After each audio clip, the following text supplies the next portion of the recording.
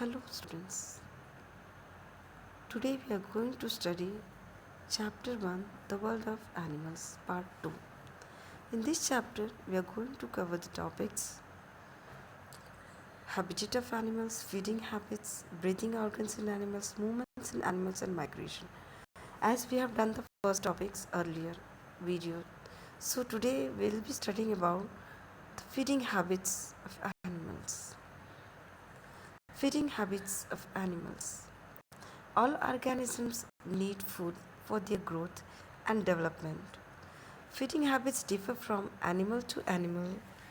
There are five main classes in which animals can be classified on the basis of their eating habits. These are herbivorous, carnivorous, scavengers, omnivorous, and decomposers. So let's study about herbivorous. These animals eat only plants. They have sharp front teeth called incisors for biting and broad teeth called molars and premolars for chewing food. Example elephant, deer, cow, etc. Carnivorous animals. These animals feed on the flesh of other animals. Such animals have sharp and pointed front teeth called canines that help them to tear flesh.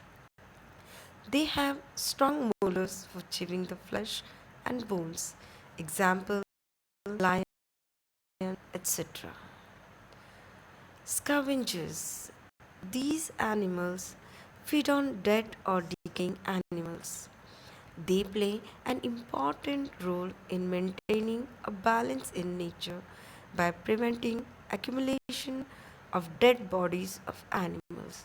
Example vulture, hyena, and wolf. Omnivorous animals. These are those organisms that eat both animals and plants. Example men, deer, crow, and squirrel.